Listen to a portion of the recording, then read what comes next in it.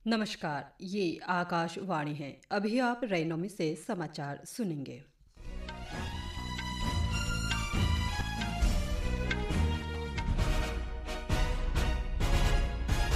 पहले मुख्य समाचार। प्रधानमंत्री नरेंद्र मोदी मंगलवार को सऊदी अरब की 2 दिवसीय यात्रा पर जाएंगे। भारत का फार्मास्यूटिकल निर्यात पिछले वित्त वर्ष में 9% से बढ़कर $30 अरब पर पहुंचा। दिल्ली के मुस्तफाबाद इलाके में एक इमारत ढहने से 4 लोगों की मौत और 12 लोगों के मलबे में दबे होने की आशंका। और संयुक्त प्रवेश परीक्षा जेईई मेन के दूसरे सत्र के परिणाम घोषित। 24 विद्यार्थियों ने परफेक्ट 100 एनटीए स्कोर प्राप्त किया। अब समाचार विस्तार से। प्रधानमंत्री नरेंद्र मोदी सऊदी अरब के शहजादे और प्रधानमंत्री मोहम्मद बिन सलमान के निमंत्रण पर मंगलवार को सऊदी अरब की 2 दिन की यात्रा पर रवाना होंगे। विदेश मंत्रालय ने आज एक बयान में बताया कि वर्ष 2016 और 2019 के बाद प्रधानमंत्री मोदी की सऊदी अरब की ये तीसरी यात्रा होगी। इससे पहले सितंबर 2023 में शहजादे मोहम्मद बिन सलमान G20 शिखर सम्मेलन में भाग लेने के लिए राजकीय यात्रा पर नई दिल्ली आए थे और उन्होंने भारत सऊदी अरब कार्यनीतिक भागीदारी परिषद की पहली बैठक की सह अध्यक्षता की थी।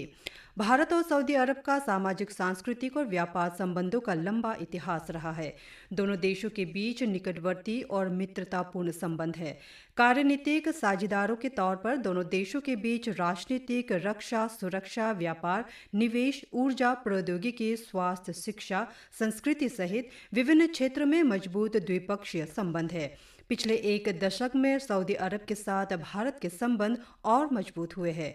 प्रधानमंत्री नरेंद्र मोदी की यात्रा दर्शाती है कि भारत सऊदी अरब के साथ अपने द्विपक्षीय संबंधों को कितना महत्व देता है। इस यात्रा से दोनों देशों के बीच बहुक्षेत्रीय भागीदारी और मजबूत होगी तथा आपसी हित के विभिन्न क्षेत्रीय और अंतर्राष्ट्रीय मुद्दों पर विचारों का आदान प्रदान होगा। भारत का फार्मास्यूटिकल निर्यात पिछले वित्त वर्ष में 9% से बढ़कर $30 अरब के आंकड़े को पार कर गया है। अमेरिका 1/3 से ज्यादा हिस्सेदारी के साथ भारत के फार्मा निर्यात के लिए प्रमुख बाजार बना हुआ है।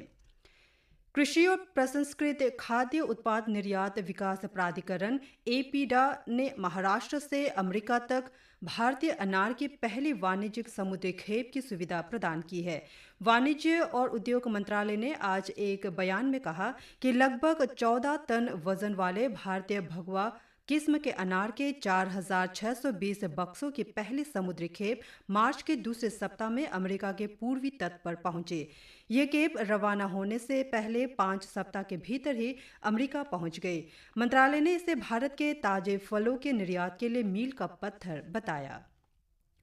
केंद्रीय गृह मंत्री अमित शाह ने कहा है कि सरकार देश में स्वास्थ्य देखभाल के लिए समग्र दृष्टिकोण के साथ काम कर रही है। श्री शाह ने विश्व लीवर दिवस के उपलक्ष्य में नई दिल्ली में यकृत और पित्त विज्ञान संस्थान द्वारा आयोजित स्वस्थ लीवर स्वस्थ भारत कार्यक्रम को संबोधित करते हुए ये बात कही। श्री शाह ने कहा कि प्रधानमंत्री नरेंद्र मोदी के नेतृत्व में पिछले 11 वर्षों में स्वास्थ्य ढांचे में उल्लेखनीय वृद्धि हुई है। लोगों में लीवर के रोगों के बारे में जागरूकता बढ़ाने के महत्व पर प्रकाश डालते हुए श्री अमित शाह ने अच्छे स्वास्थ्य को बनाए रखने के लिए पौष्टिक आहार, पर्याप्त नींद और नियमित व्यायाम पर विशेष बल दिया। केंद्रीय स्वास्थ्य मंत्री जगत प्रकाश नड्डा ने लोगों से खाने में तेल की मात्रा 10% तक कम करने और स्वास्थ्य जीवन शैली अपनाने का आग्रह किया है।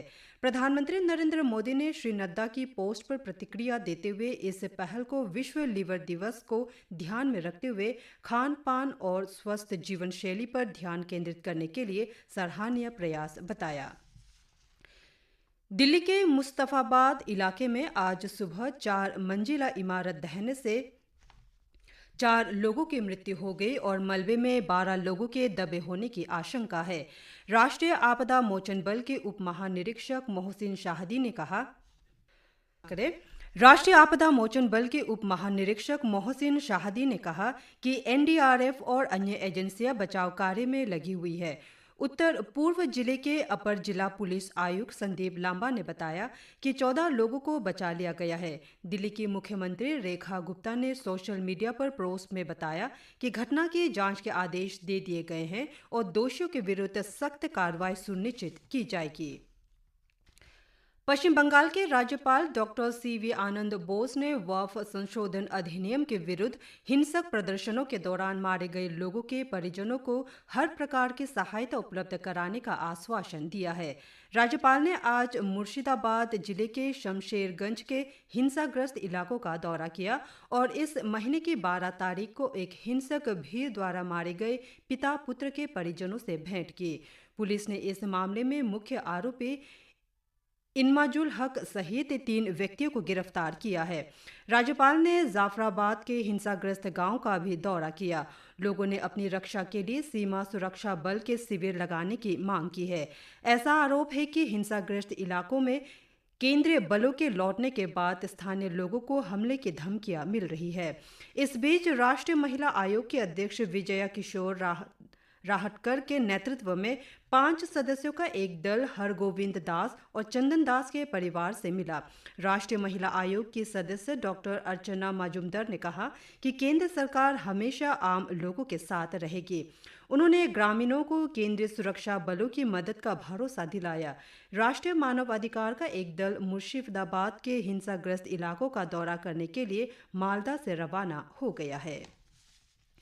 रक्षा मंत्री राजनाथ सिंह ने कहा है कि प्रधानमंत्री नरेंद्र मोदी के नेतृत्व में देश में नई खेल संस्कृति की विकसित हुई है। लखनऊ में आज सांसद खेल महाकुंभ का उद्घाटन करने के बाद श्री सिंह ने कहा कि केंद्र और उत्तर प्रदेश सरकार ने खेलों के अनुकूल नीतियां अपनाई हैं। इसके परिणाम स्वरूप छोटे शहरों के युवाओं को अपनी प्रतिभा दिखाने का मौका मिल रहा है। श्री सिंह ने कहा कि सरकार 2036 में होने वाले ओलंपिक खेलों को आयोजित करने के लिए हर संभव प्रयास कर रही है। केंद्रीय गृह मंत्रालय के अंतर्गत भारतीय साइबर अपराध समन्वय केंद्र I4C ने आज ऑनलाइन बुकिंग धोखाधड़ी को लेकर सार्वजनिक चेतावनी जारी की। मंत्रालय ने विशेष रूप से ऐसे मामलों को लेकर सचेत किया है जिनमें देश में धार्मिक तीर्थ यात्रियों और पर्यटकों को निशाना बनाया जा रहा है। गृह मंत्रालय ने कहा है कि फर्जी वेबसाइट, भ्रामक social media page, Facebook post और गूगल जैसे सर्च इंजन पर पेड विज्ञापनों के जरिए बड़ी संख्या में धोखाधड़ी की जा रही है। इन घोटालों में पेशेवर दिखने वाले लेकिन फर्जी वेबसाइट और सोशल मीडिया प्रोफाइल और व्हाट्सएप अकाउंट बनाना शामिल है, जो केदारनाथ और 4 धाम के लिए हेलीकॉप्टर बुकिंग जैसी सेवाएं प्रदान करते हैं। मंत्रालय ने लोगों से आग्रह किया है कि वे केवल आधिकारिक सरकारी पोर्टल या विश्वसनीय ट्रैवल एजेंसी के माध्यम से ही बुकिंग करें। मंत्रालय ने ऐसे घटनाओं की तुरंत राष्ट्रीय साइबर अपराध रिपोर्टिंग पोर्टल www.cybercrime.gov.in पर या हेल्पलाइन नंबर 1930 पर कॉल करके रिपोर्ट करने की भी सलाह दी है। इस तरह के घोटालों को रोकने के लिए भारतीय साइबर अपराध समन्वय केंद्र बहुआयामी रणनीति अपना रहा है। राष्ट्रीय परीक्षा एजेंसी NTA ने आज सुबह संयुक्त प्रवेश परीक्षा JEE मेन 2025 के दूसरे सत्र के परिणाम जारी कर दिए हैं। इस बार कुल 24 विद्यार्थियों ने 100 का परफेक्ट NTA स्कोर प्राप्त किया है। सर्वाधिक अंक प्राप्त करने वालों में राजस्थान के मोहम्मद अनस और आयुष सिंघल, दिल्ली के दक्ष तथा हर्ष झा, पश्चिम बंगाल के देवदत्त माझी और महाराष्ट्र के आयुष रवि चौधरी शामिल है। कट ऑफ के साथ परिणाम JEE मेन के आधिकारिक वेबसाइट पर उपलब्ध है। स्क्वाश में भारत के वीर चौतरानी और अनहत सिंह ने आज मलेशिया में विश्व चैंपियनशिप एशिया क्वालिफाइंग टूर्नामेंट के फाइनल में प्रवेश कर लिया है। दूसरी वरीयता प्राप्त वीर चौतरानी ने 8वीं वरीयता प्राप्त हांगकांग के ची हिम वोंग को 3-1 से हराया। वो कल फाइनल में पाकिस्तान के शीर्ष खिलाड़ी मोहम्मद आसिम खान या मलेशिया की तीसरी वरीयता प्राप्त अमिशेन राजचंदन से खेलेंगे। वही महिला वर्ग में 5वीं वरीयता प्राप्त 17 वर्षीय अनहत ने हांगकांग की हेलेन टेंग को 3-0 से हराया। वो कल फाइनल में भारत की ही आकांक्षा सालुंखे या हांगकांग के टोबी से का सामना करेंगे। टूर्नामेंट के विजेता को 9 से 17 मई तक शिकागो में होने वाले विश्व चैंपियनशिप में खेलने का मौका मिलेगा। इसी के साथ समाचार बुलेटिन समाप्त हुए। नमस्कार।